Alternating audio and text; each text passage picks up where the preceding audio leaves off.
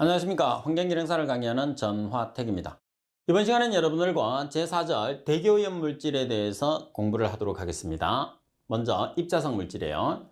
자, 우리가 대기오염 물질은 크게 두 가지로 나타낼 수 있습니다. 입자성 물질과 가스성 물질 두 가지로 우리가 나타낼 수 있는데 먼저 입자성 물질이에요.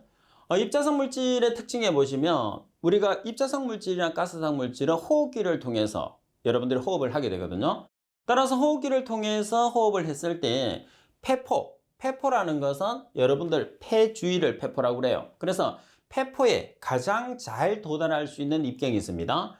0.5에서 5.0 마이크로미터 단위라는 것은 아주 작은 입자예요. 그죠? 그리고 보통 여러분들 폐포에 잘 도달한다는 소리는 입자가 작으면 작을수록 잘 도달을 하고, 그리고 입자가 작으면 작을수록 위험하다 이렇게 생각해 주시면 되고요. 그리고 두 번째 보면 1.2 마이크로미터 이하, 더욱더 작죠. 그래서 1.2 마이크로미터 이하라는 것은 초미세먼지입니다. 미세 입자에서 세정 효과가 적은 것은 브라운 운동을 하기 때문이라고 그랬어요. 그럼 여기서 세정 효과라는 것은 레인아웃이죠. 레인이라는 게 비입니다. 비. 그래서 비를 통해서 제거하기가 왜 어려우냐? 브라운 운동을 하기 때문이다. 브라운 운동이라는 것은 입자들 자체가 운동을 하는 거예요. 말 그대로. 그래서 어떤 운동을 하느냐면 직선 운동. 입자가 움직이는 것은 직선으로 움직여요. 직선으로 움직이는데 규칙적으로 움직이느냐 불규칙적으로 움직이느냐가 중요하거든요. 그래서 브라운 운동이라는 것은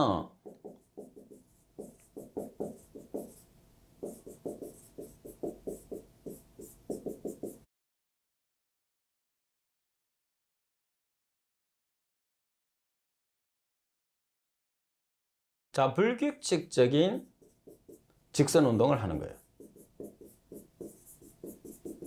그래서 불규칙적인 운동을 하기 때문에 우리가 제거하기가 어렵다. 그래서 레인아웃이 적다 이렇게 이야기합니다. 그리고 실내 부유 분진 중에서는 세균이나 곰팡이, 곤충, 가루진드기 등이 포함되어 있어서 인체에 크게 영향을 미칠 수가 있다는 거죠. 자, 그리고 입자성 물질의 종류를 한번 살펴보겠습니다. 입자성 물질은 먼저 매연과 금댕이 있어요. 매연이나 금댕 같은 경우에서는 연료를 연소를 합니다. 연료를 연소했을 때 여러분들이 완전 연소와 불완전 연소 두 가지가 있거든요. 완전 연소라는 것은 말 그대로 연료가 완전히 탄 것을 이야기하는 거고, 불완전 연소라는 것은 연료가 제대로 타지 않은 것을 뜻해요. 따라서 불완전 연소가 되었을 때 배출되는 가장 작은 입자를 우리가 매연이라고 합니다.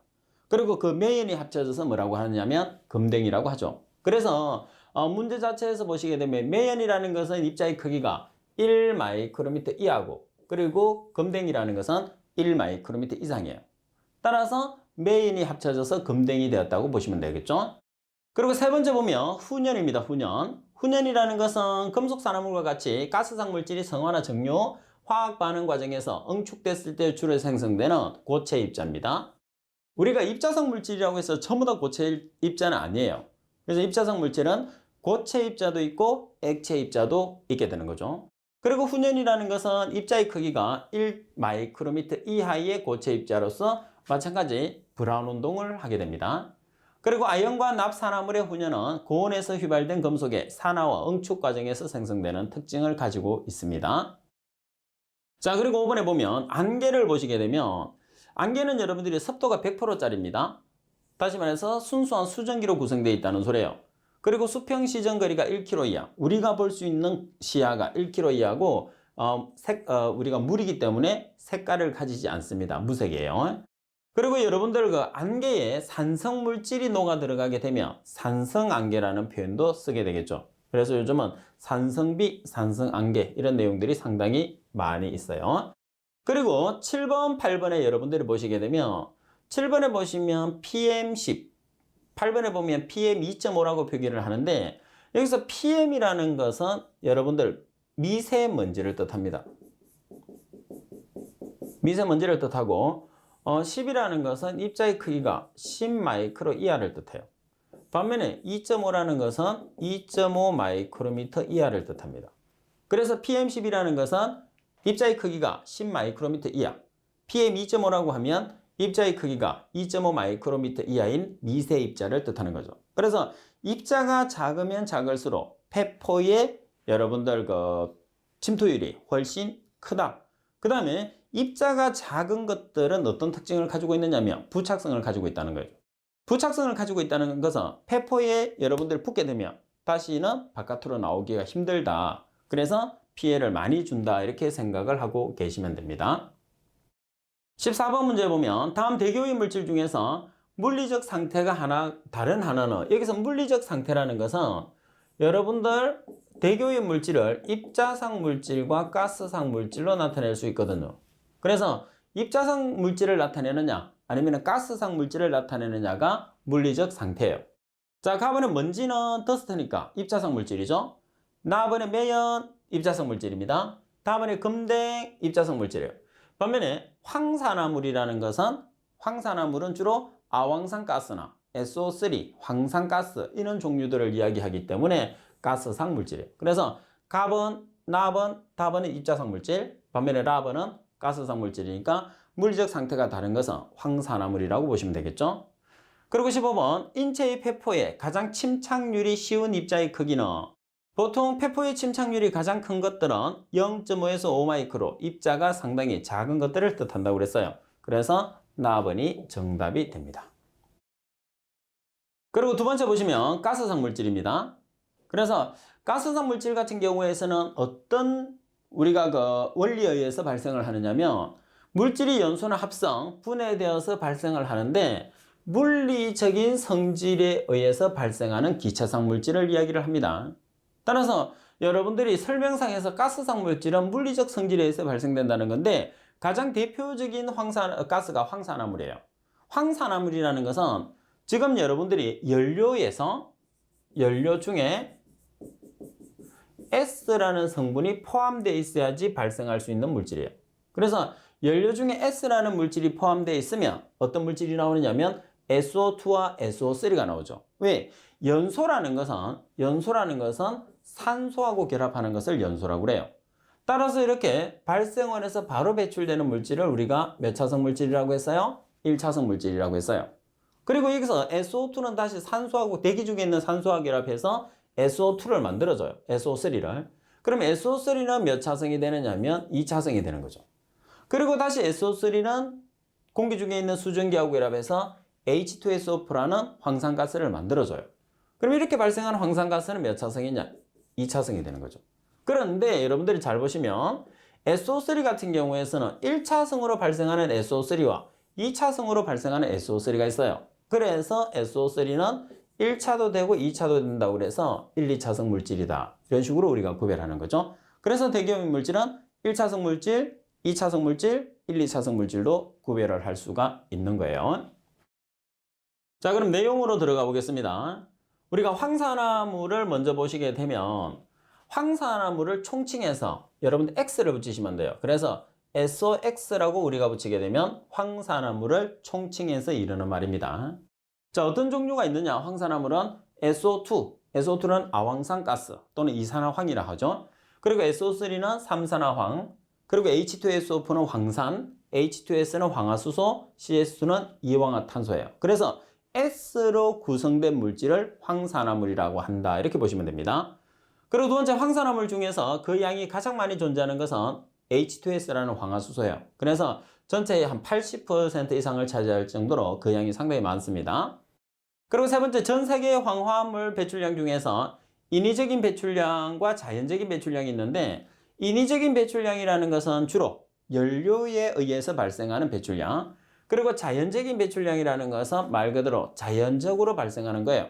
그래서 여러분들이 구별을 했을 때는 인위적인 요인과 자연적인 요인 두 가지로 놓고 봤을 때 50대 50으로 발생한다고 생각하시면 돼요.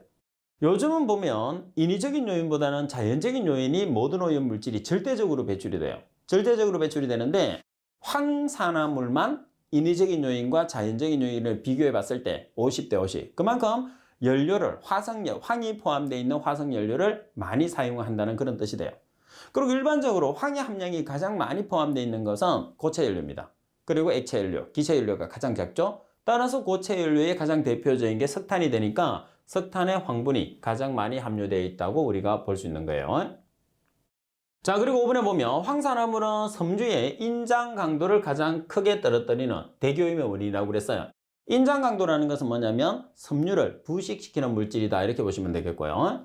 그 다음에 세 번째 SO2에 대한 설명입니다. SO2를 우리가 아황산가스 또는 이산화황이라고 하는데 무색이면서 냄새를 가지고 있어요. 그래서 여기서 색깔은 여러분들이 크게 신경 쓸 필요 없습니다. 대기오염 물질 중에서 색깔을 가지고 있는 것은 두 가지가 있어요. 자, 어떤 게 있느냐 하면 여러분들 NO2라는 것은 이산화질소예요. 그리고 Cl2는 염소죠. 이 두 가지만 색깔을 가지고 있는 거예요. 그럼 이산화질소 같은 경우에서는 젓갈색을 가지게 됩니다. 그리고 염소는 황록색 또는 녹황색이라고 해요. 이 두 가지를 제외한 나머지는 색깔이 없는 무색이라고 생각하시면 됩니다. 대신에 냄새를 가지고 있는 것은 상당히 많아요. 자, 그리고 비중이 2.2. 비중이 2.2라는 것은 분자량이 공기의 2.2배라는 뜻입니다. 왜? 공기의 기준을 공기를 잡으니까 1이 되거든요. 따라서 비중이 2.2면 공기보다 2.2배 크다 이렇게 보시면 되고요. 그리고 아황산가스의 연간 배출량은 에너지 소비량과 비교해서 아무래도 연료를 가장 많이 사용하는 미국에서 가장 높다 이렇게 여러분들이 봐주시면 되겠죠.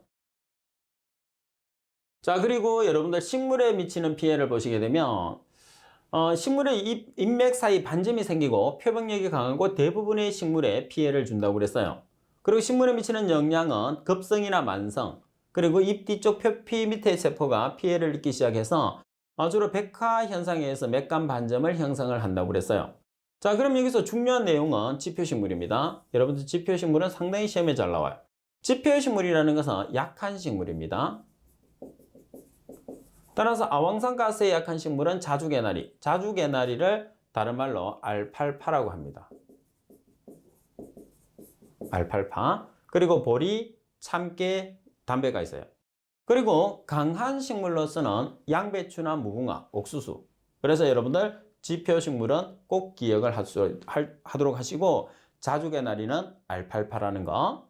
자, 반면에 9번에 보면 SO2는 잎 뒷면에 있는 기공으로 침입을 합니다. 기공으로 침입을 해서 탈수 현상을 일으킨 다음에 황갈색으로 잎을 말라 죽게 만드는 게 가장 큰 특징이에요. 그래서 어린 잎보다는 성장한 잎에 영향을 주는 게 아황산가스의 피해다 이렇게 보시면 됩니다. 예제 16번에 보시게 되면 다음과 같은 피해를 주는 대기오염 물질은 이렇게 물었어요.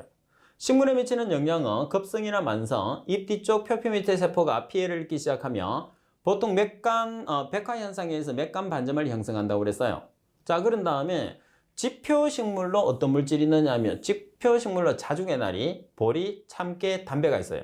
그리고 강한 식물로는 양배추나 무궁화, 옥수수. 그래서 여러분들 지표식물이 상당히 중요하다고 그랬죠. 그리고 자주개나리를 다른 말로 알팔파라고 했어요. 자, 그러면 지표식물 중에서도 자주개나리, 즉 알팔파를 기준으로 해서 기억을 해주시면 됩니다. 따라서 아황산가스가 정답이죠. 아황산가스는 SO2예요.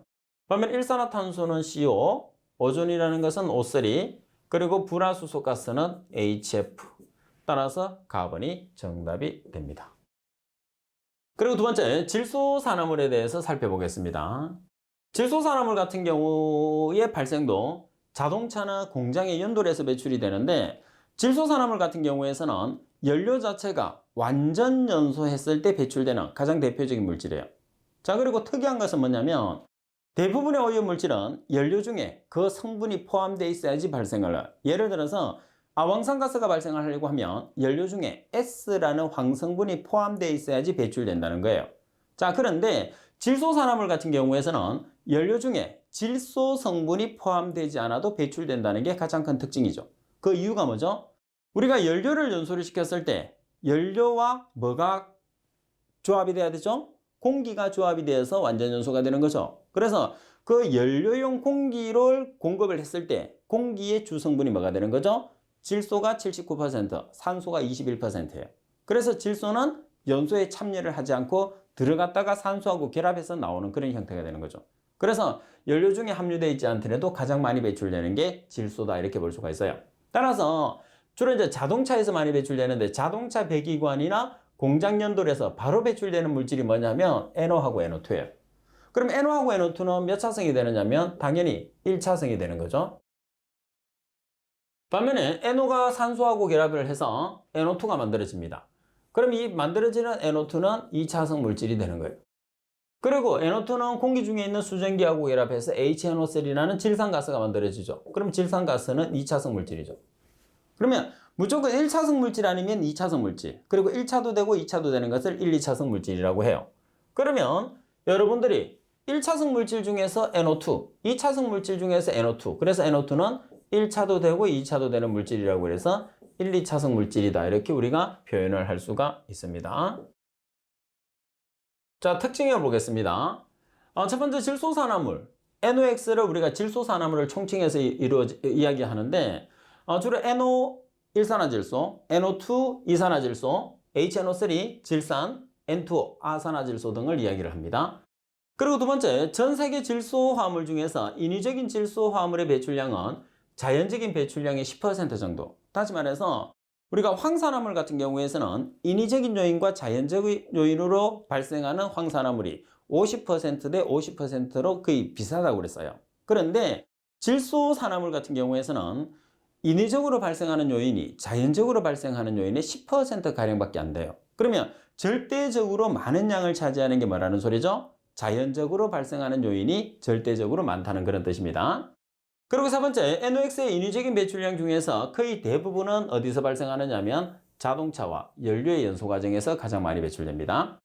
그리고 질소산화물은 연료의 연소 시에 성분으로부터 발생되는 퓨얼 NOx하고 그리고 고온에서 공기 중의 질소와 산소가 반응해서 생기는 서멀 NOx라고 그러는데 여기서 퓨얼 NOx라는 것은 연료적인 측면,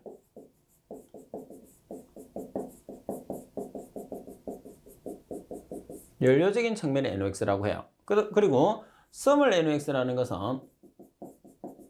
온도적인 측면의 NOx라고 합니다.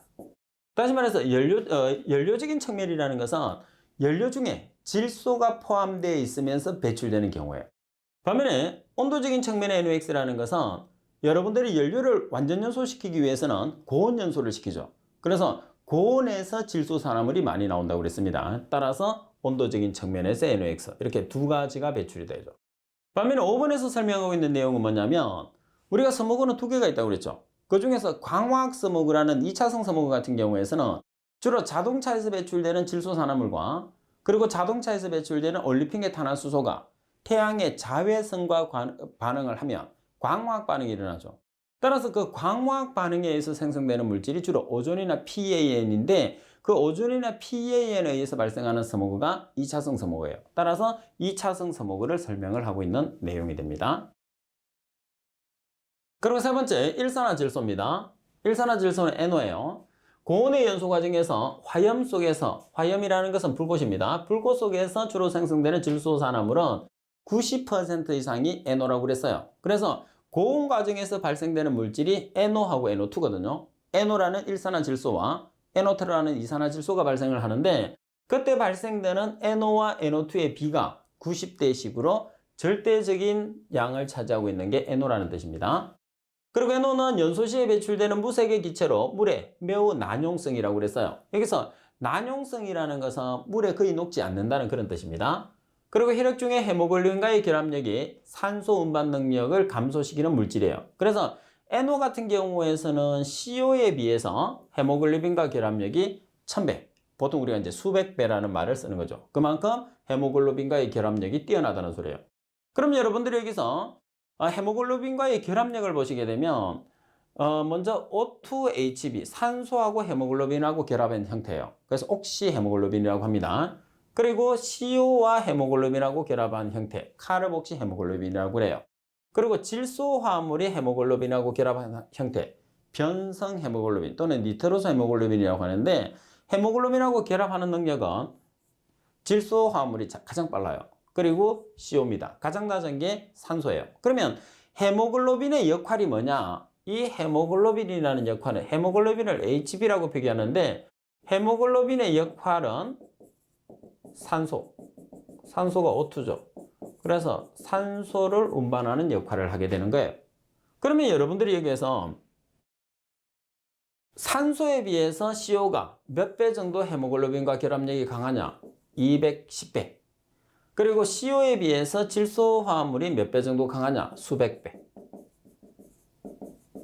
그러니까 헤모글로빈하고 결합 능력을 비교를 해보면 질소 화합물이 절대적으로 결합력이 강하다. 이렇게 우리가 볼 수가 있는 거예요. 그죠? 자, 그리고 NO2라는 이산화질소를 보시게 되면 자, 이산화질소의 핵심은 색깔입니다. 색깔. 그래서 이산화질소가 가지는 색깔은 무슨 색깔이냐면 젓갈색이에요. 그래서 답을 찾는 가장 중요한 힌트이기도 합니다. 그리고 물에 잘 녹지 않는 난용성이에요. 그리고 공기보다 무거운 기체. 공기보다 무겁다는 소리는 분자량이 29. 공기의 분자량이 얼마가 되는 거죠? 29죠. 29로 외워놓으셔야 돼요. 그러면 NO2의 분자량은 얼마냐면 46이죠. 그 이유는 N의 원자량이 14. 산소의 원자량이 16짜리가 두 개가 있어요. 그래서 46이 되는 겁니다. 따라서 두 개를 비교를 해보면 NO2가 훨씬 크죠. 그리고 무색의 NO보다 독성이 OS700 강해요. OS700 강하다는 소리는 그만큼 피해를 많이 준다는 그런 뜻이고, 이렇게 OS700 강한 NO2는 O3와 비교를 했을 때 10분의 1에서 15분의 1 정도의 독성을 가진다. 이렇게 표현할 수 있습니다. 자, 그리고 5번에 보면 N2O라는 아산화질소입니다. 자, 아산화질소는 시험에서 상당히 잘 나오는데 어떤 내용이냐면, 자, 참고적으로 N2O라는 아산화질소는 스마일개체입니다. 그래서 여러분들이 N2O라는 가스를 흡입을 했을 때 웃음을 많이 웃게 되는 스마일가스라고 해요.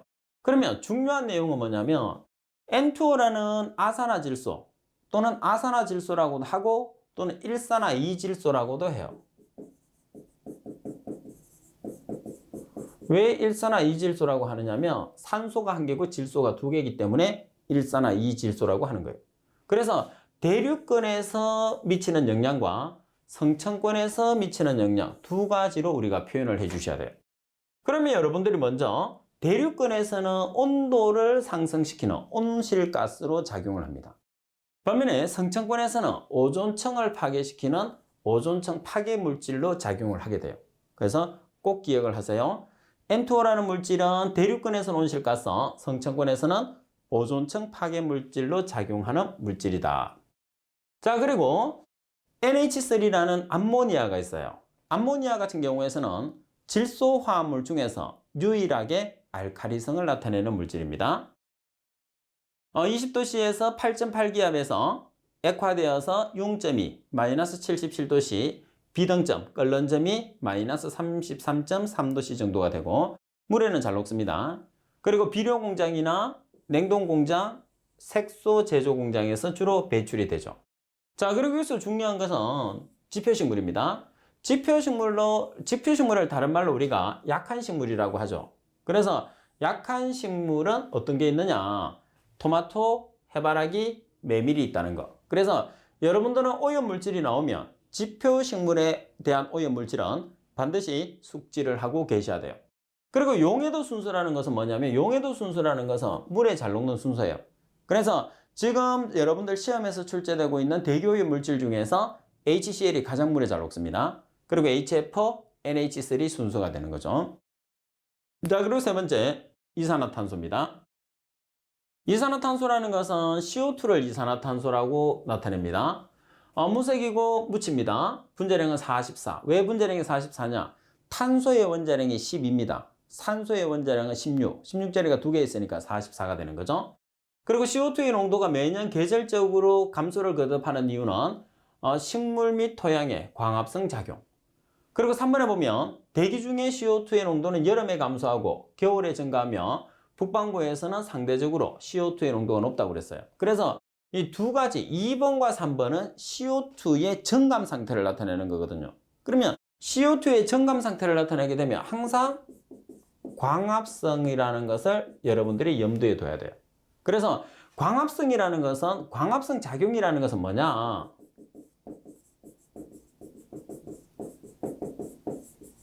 또는 탄소 동화작용이라는 것은 뭐냐? 대기 중에 있는 CO2와 수증기하고 결합을 해요. 그러면 CH2O라는 세포가 형성되고 산소를 발생시키는 과정이거든요. 주로 햇볕이 있는 낮에 발생을 하게 돼요. 그러면 이렇게 광합성 작용을 하게 되면 어떤 물질을 흡수하느냐면 CO2를 흡수하기 때문에 대기 중에 있는 CO2가 없어져요.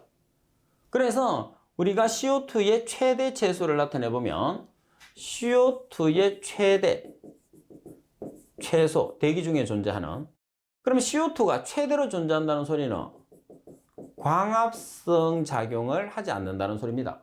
광합성 작용을 하지 않으니까 흡수를 안 하니까 대기 중에 그대로 축적되겠죠. 반면에 대기 중에 CO2가 최소라는 것은 광합성 작용을 많이 한다는 뜻이에요.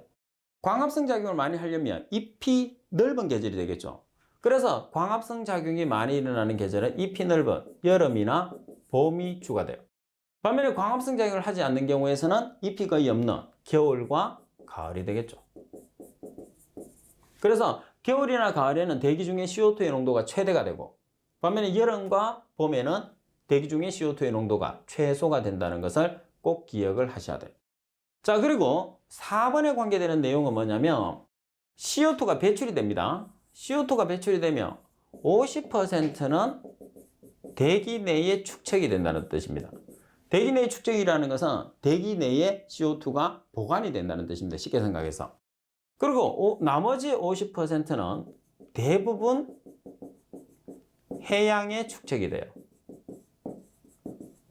그래서 우리가 바다를 CO2 뱅크라고 합니다. 그리고 나머지 일부는 식물에 흡수돼. 식물의 광합성 작용에 참여한다는 소리겠죠. 그래서 전체 100%에서 50%는 대기 내에 축적되고 나머지 50%가 있는데 그 50% 중에서 대부분은 해양에 흡수되고 일부가 식물에 흡수된다는 거 꼭 기억하세요. 자, 그리고 5번에 일반적인 CO2의 자연 중에 존재하는 농도는 380ppm 또는 400ppm이라고 생각하시면 됩니다. 요즘은 이제 거의 400ppm이 됐어요. 그래서 380ppm이라고 해도 맞고 400ppm이라도 해도 맞다는 뜻입니다. 그리고 4번에 일산화탄소입니다. 자, 일산화탄소라는 것은 CO로 나타나는데 가장 대표적인 물질은 뭐냐 하면 난용성 기체라는 거죠. 난용성 기체라는 것은 물에 녹지 않는다는 소리예요. 그래서 물에 녹지 않기 때문에 우리가 빗물을 통해서 거의 제거가 어렵다는 거죠. 그래서 강우 속에서 쉽게 제거되지 않는 물질이에요.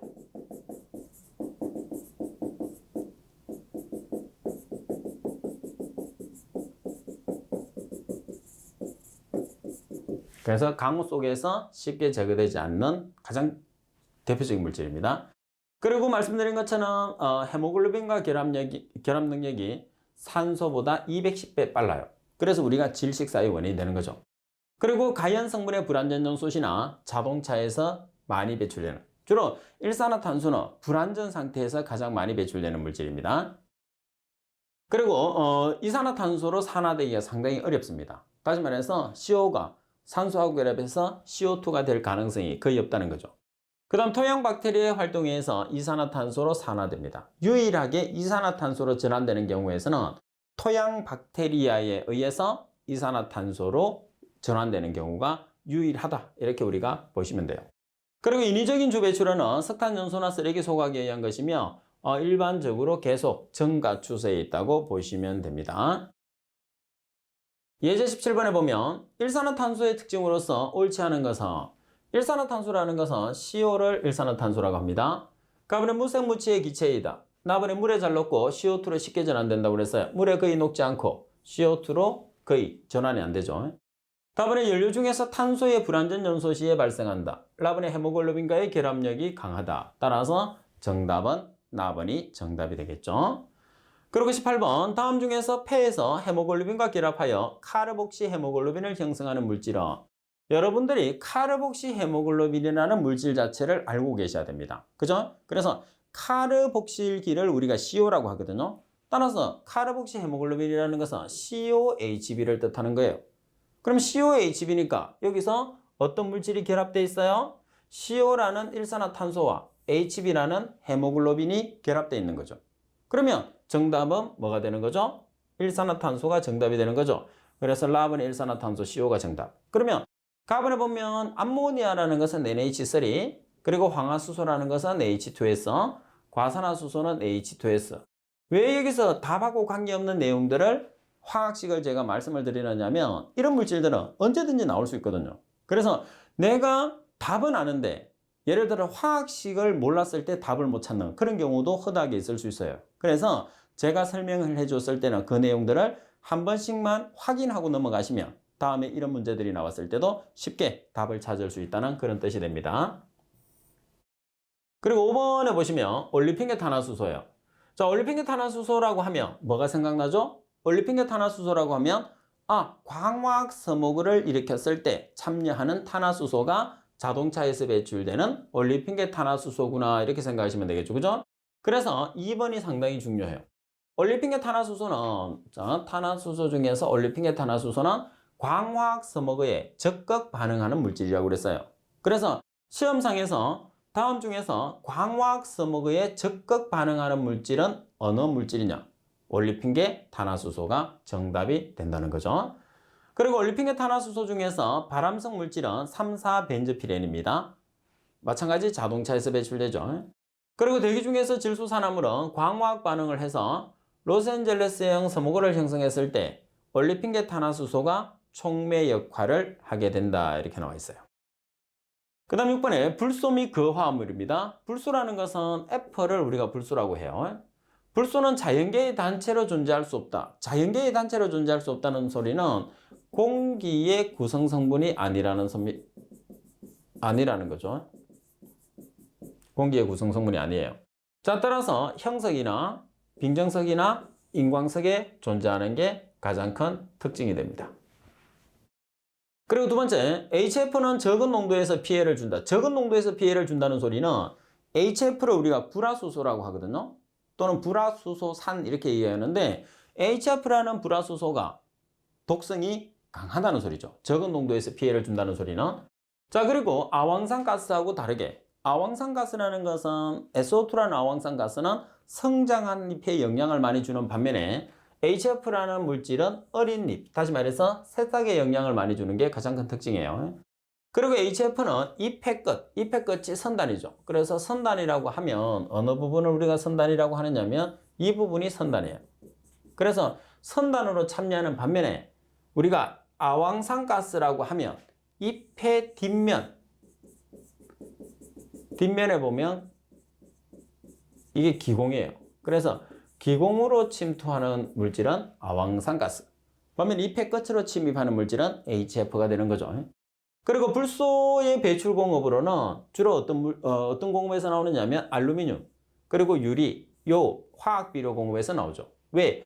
이런 공업들에서 주로 원료로 사용하는 물질들이 빙정석, 인광석, 형석이 되는 거죠.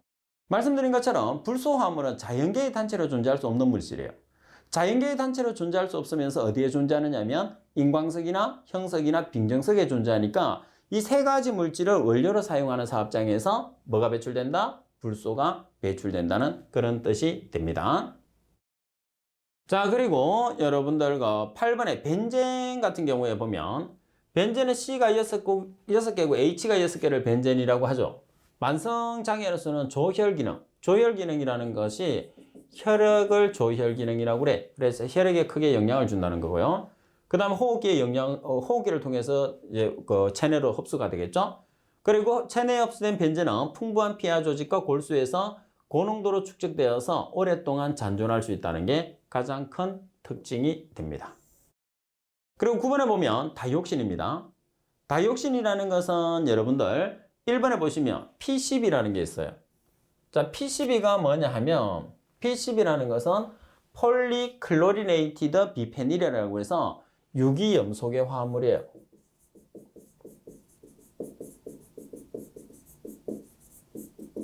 그럼 유기염소계 화합물이라는 것은 염소를 많이 가지고 있다는 뜻이겠죠. 따라서 다이옥신은 여러분들 다이옥신을 간단하게 나타내 보면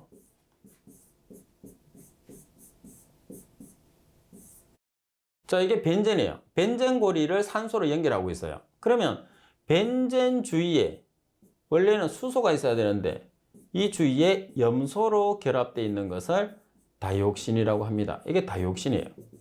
염소가 많으면 많을수록 피해가 심하겠죠. 그래서 2378TCDD가 가장 유해한 다이옥신입니다. 다이옥신 중에서 2378TCDD. 그리고 다이옥신은 보시다시피 두 개의 산소, 두 개의 벤젠, 2개 이상의 염소로 구성되어 있는 게 특징이에요. 자, 그리고 다이옥신은 유해 폐기물을 소각했을 때와 도시 폐기물을 소각했을 때 두 가지로 비교를 해보면 유해 폐기물과 도시 폐기물 중에서 어디에서 많이 배출되느냐? 도시 폐기물을 소각했을 때 많이 배출된다는 뜻입니다. 그 이유가 뭐냐면 도시 폐기물은 여러분들 플라스틱 종류, 과자 봉지, 이런 기타 등등이 주로 석유화학 제품이에요. 석유화학 제품에서 염소가 가장 많이 포함되어 있거든요. 그래서 도시 폐기물에서 소각을 했을 때 다이옥신이 가장 많이 나온다. 꼭 기억하세요. 그리고 열적으로 안정하고 낮은 전기압, 낮은 수용성에서 나타나는데 보통 다이옥신은 고온에서는 없어져요. 반면에 300에서 400도씨가 되면 다이옥신이 다시 배출된다는 걸 꼭 기억을 해 주셔야 됩니다. 그리고 수용성은 낮고, 다시 말해서 물에는 잘 녹지 않습니다. 반면에 유기용제는 잘 녹는 지용성을 나타내고 되고, 그리고 다이옥신은 이성질체를 가지는데 PCDD는 35개, PCDF는 135개의 이성질체를 가진다는 거죠. 자, 그리고 여러분들 염소입니다. 염소 같은 경우에서는 CL2로 나타내죠. CL2로 나타내고 상온, 보통 우리가 상온이라고 하면 15에서 25도씨를 상온이라고 해요. 상온에서는 녹황색입니다. 유일하게 여러분들 색깔을 가지고 있는 게 대기오염 물질 중에서 몇 개가 있느냐면 2개가 있어요. 그 중에 하나가 뭐냐면 염소죠. 그리고 나머지 한 개는 NO2라는 이산화질소. 이산화질소 같은 경우에서는 색깔을 젓갈색을 가지고 있다고 그랬어요. 그리고 독성이 상당한 맹독성 가스고, 그리고 강한 산화력을 가지고 있는 게 염소의 특징입니다.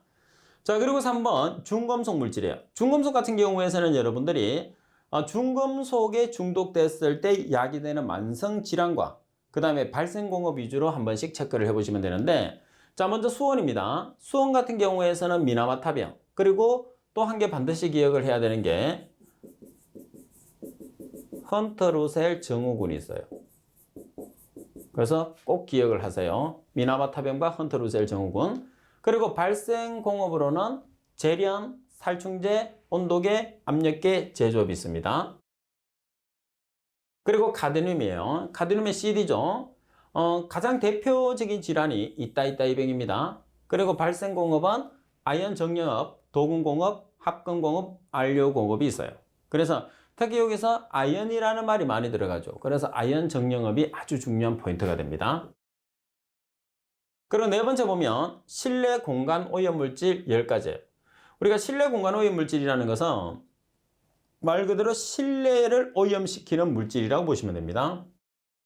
먼저 미세먼지 PM10, 그리고 이산화탄소 CO2, 포름알데히드, 총부유세균, 일산화탄소, 이산화질소, 라돈, 휘발성 유기화합물, 성면, 오존, 이런 물질들은 실내 공간 오염 물질에 들어가게 되고요. 자, 그리고 5번에 보면 특정 대기 유해 물질의 종류가 있어요. 특정 대기 유해 물질이라는 것은 대기 오염 물질 중에서도 특히 인체나 동식물에 영향을 많이 줄 수 있는 물질이라고 되어 있죠. 그래서 1번에 카드뮴, 2번에 시아나수소, 3번에 납, 4번에 폴리염화비닐. 폴리염화비닐이 PCB입니다. PCB. 그리고 크롬, 그리고 6번에 비소, 그리고 7번에 수원, 8번에 프로필렌 옥사이드, 9번에 염소 및 염화수소, 10번에 불소화합물, 11번에 성면, 12번에 니켈, 13번에 염화비닐, 14번에 다이옥신, 15번에 페놀, 16번에 베릴륨, 그리고 17번에 벤젠, 18번에 사이화탄소, 19번에 이황화메틸, 20번에 아닐린, 21번에 클로로포름, 22번에 포름알데히드, 23번에 아세트알데히드, 24번 벤지딘, 25번 일산부타디엔, 26번 다환방향족 탄화수소, 27번 에틸렌 옥사이드, 28번에 디클로로메탄, 29번에 스틸렌, 30번에 테트라클로로에틸렌, 31번 1,2디클로로에탄, 32번에 에틸벤젠, 33번에 트리클로로에틸렌, 34번에 아크릴로니트릴, 그리고 35번에 히드라진. 이렇게 특정 대기 유해 물질이 있어요.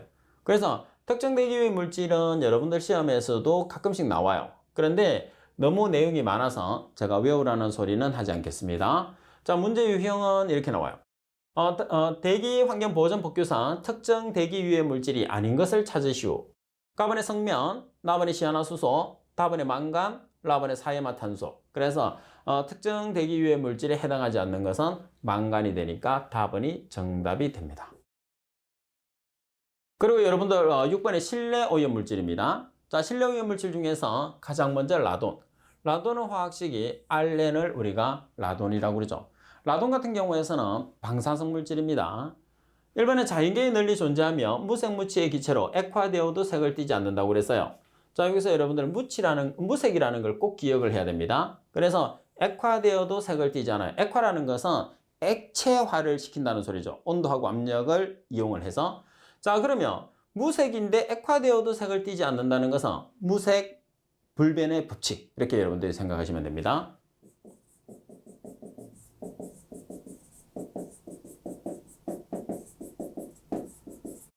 자, 그리고 두 번째, 공기보다 9배 무겁다고 그랬어요. 공기보다 9배 무겁습니다. 그리고 3번에 화학적으로 거의 반응을 하지 않는다고 그랬어요. 반응을 하지 않는다는 것은 안정한 물질. 반면에 반응을 한다는 것은 불안정한 물질. 그리고 4번에 노출되면 주로 호흡기 질환을 유발을 합니다. 호흡기 질환과 폐암을 발생할 수 있다는 거. 그리고 일반적으로 흙이나 시멘트, 콘크리트, 대리석 등에 존재하면서 공기 중으로 방출된다. 여러분들 시험상에서 지금 줄쳤던 내용이 중요하겠지만 시험상에서 나왔을 때 거의 대부분이 5번에 해당하는 내용이 자주 나오니까 우리가 꼭 기억을 합시다. 흙이나 시멘트나 콘크리트, 대리석에 주로 존재한다는 거. 사람이 흡입되기 쉬운 가스성 물질이며 그 반감기라는 것은 농도가 반으로 되는 것을 반감기라고 해요. 따라서 반감기는 3.8일간으로 라듐의 핵분열 시 생성되는 물질이 됩니다. 자, 문제 보시면 다음에서 설명하는 실내 공기 오염 물질은 자연 방사성 물질 중에 하나입니다. 무색무취의 기체로 공기보다 9배 무거워요. 그래서 무색이고 9배 정도 무겁습니다. 주로 토양이나 시멘트, 콘크리트, 대리석에 주로 존재를 하게 되죠. 자, 어떤 물질인가요? 4번의 라돈, 알렌이 정답이 되겠죠. 자, 그리고 두 번째 성면입니다. 먼지의 형태는 덩축형이나 판형, 섬유형 이렇게 세 가지로 구성이 되어 있어요. 세 가지로 구성이 되어 있는데 가장 유해한 형태가 어떤 형태가 되느냐면 섬유형이 체내로 들어왔을 때 가장 해롭다는 뜻입니다. 그리고 건축물의 열 차단제로 주로 쓰입니다. 그래서 상당히 많이 쓰이죠. 인체 폐암이나 악성 중피종을 일으키죠. 가장 대표적인 폐암이에요. 그리고 먼지의 모양 중에서 다른 두 축이 매우 짧은 길이를 반면에 한 축이 매우 긴 먼지 형태로 최근에 성면의 흡입에 의해서 건강상 위해한 것은 섬유형이라고 그랬어요. 그래서 발암성 정도를 보면 청성면, 갈성면, 온성면 또는 백성면 술인데 일반적으로 독성이 강하다는 것은 색깔이 원색에 가까우면 가까울수록 우리가 그 독성을 많이 일으킨다고 생각을 해주시면 되겠죠. 그리고 세 번째, 포말데하이드 또는 포름알데하이드, HCHO입니다. 상온에서 무색 가연성 기체, 상온이라는 것은 15에서 25도씨를 상온이라고 하고 가연성 물질이라는 것은 탈 수 있는 성분이죠. 그래서 보통 가연성 물질이라는 것은 CHS로 이루어진, 주로 이제 CH로 이루어진 물질을 가연성 물질이라고 하시면 됩니다. S가 있어도 S도 연소할 수 있는 성분이니까 가연성 물질이 되죠. 그런데 포름알데하이드는 H와 C와 O로 구성되어 있으니까 가연성 물질이 되죠. 이거 외에도 O, N까지는 전부 다 가연성 물질로 취급을 하는데 주로 연료로서 좋은 연료는 C하고 H로 이루어진 물질이라고 보시면 됩니다. 자, 그리고 방부제나 옷감, 잉크 등의 원료로 사용하고 주로 피혁공업이나 합성주지공업에서 많이 배출되는 특징을 가지게 됩니다. 자, 그리고 네 번째, 휘발성 유기화합물, VOC라고 우리가 표현을 하죠. 상온에서 공기 중으로 쉽게 휘발되는 성질을 가진 톨루엔이나 자일렌 등을 말합니다. 그리고 주로 건축자재나 접착제, 페인트, 세탁용제, 각종 유기용매에서 많이 발생을 하죠. 그 다음에 새집 증후군이라고 보통 이야기해요. 새로 지은 집이나 새 가구를 들여놨을 때 냄새가 나는 게 주로 휘발성 유기화합물이 됩니다. 자, 그리고 우리나라에서 가장 큰 부분을 차지하는 게 뭐냐면 유기용제입니다. 유기용제. 그래서 보시면 되고. 자, 그런 다음에 여러분들 21번을 가지고 한번 정리를 해보시면 될 것 같아요. 다음 보기와 같은 특성을 가진 대기오염 물질의 종류를 찾으시오 그랬어요. 상온에서 공기중으로 쉽게 휘발되는 성질을 가진 톨루엔이나 자일렌 등의 물질을 말한다. 건축자재나 접착제, 페인트, 세탁용제, 각종 유기용매 등으로 발생한다. 새로 지은 집, 새 가구를 들여놓았을 때 맡을 수 있는 냄새. 자, 여기서는 휘발이 되고 냄새가 포인트입니다. 휘발이 돼야지 냄새를 맡을 수 있거든요. 그래서 휘발이니까 휘발성 유기화합물. 따라서 휘발성 유기화합물이 VOC죠, VOC. 따라서 라번이 정답입니다. 그래서 답을 찾았을 때는 우리가 전체적인 내용을 다 기억을 할 수도 있지만 전체적인 내용을 다 기억을 할 수 없을 때는 핵심적인 요인을 포인트로 잡고 있는 것도 중요해요. 그리고 팁에 보시면 건축자재에서 발생되는 실내오염 물질은 성면, 라돈, 포름알데히드, 휘발성 유기화합물 4가지를 우리가 건축자재에서 발생되는 실내오염 물질이라고 이야기를 하게 됩니다. 자, 그리고 7번에 보면 배출오염 물질과 배출원이 나와 있어요. 자, 이 내용도 우리가 한 번씩은 봐주셔야 되는데, 자, 먼저 벤젠은 석유정제나 피혁제조, 도장, 살충제, 그리고 수지, 포름알린에서 주로 발생을 하고요. 그리고 시아나 수소라는 HCN은 청산제조공업, 제철공업, 화학공업, 가스공업, 그리고 카드뮴은 아연 정년공업, 합금, 도금, 안료, 포름알데히드는 합성수지, 포름알린, 피혁 공장에서 주로 배출되죠. 반면에 황화수소는 암모니아, 석유화학, 펄프, 석탄, 가스공업, 불화수소는 화학비료공업이나 알루미늄 공업, 유리에서 많이 발생하죠.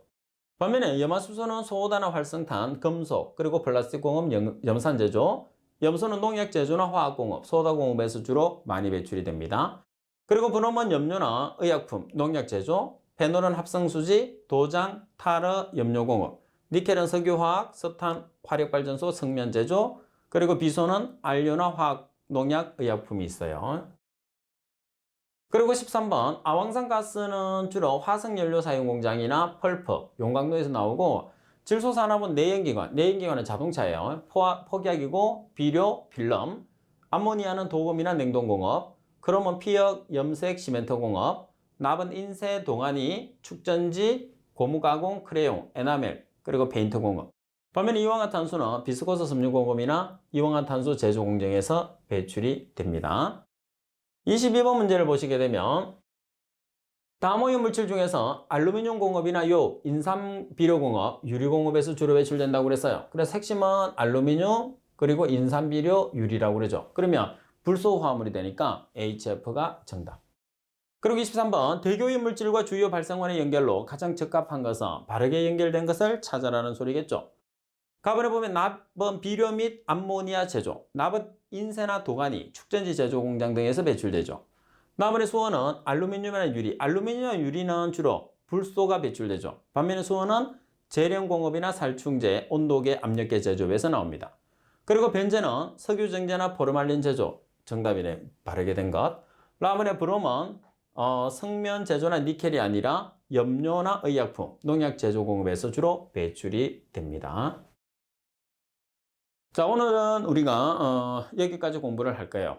그래서 지금 바로 했던 우리가 배출 공업 같은 경우에서는 암기하기는 여러분들이 조금 어렵지만은 이 부분은 여러분들이 전체적으로 한번 보고 지금 예제에 있는 것처럼 또는 우리가 관연도 문제를 계속 풀 거거든요. 그 문제를 보면서 그 문제가 나와 있는 내용만 여러분들이 암기를 하시면 돼요. 그리고 제가 항상 여러분한테 부탁드릴 내용은 복습을 여러분들이 철저하게 해야 된다는 거예요. 그리고 여러분들이 공부를 시작을 해서 저하고 수업을 같이 진행하고 있는데 시간이 지나면 지날수록 복습을 안 하게 되면 그 내용이 너무 많이 축적된다는 거죠. 그렇게 되면 여러분들이 자포자기를 할 수가 있어요. 따라서 그날 배운 내용은 반드시 복습하기. 이게 여러분들이 저하고 약속을 해 주셔야 돼요. 꼭. 그러면 다음 시간에 또 수업을 했을 때 여러분들이 저와 즐겁게 수업을 할 수 있습니다. 그래서 다음 시간에 여러분들 저하고 만날 때까지 반드시 복습하기 꼭 약속 지켜주세요. 자, 오늘 수업을 여러분들 들어주신다고 고생이 상당히 많으셨습니다. 그래서 복습 열심히 하시고 다음 시간에 뵙겠습니다. 수고하셨습니다.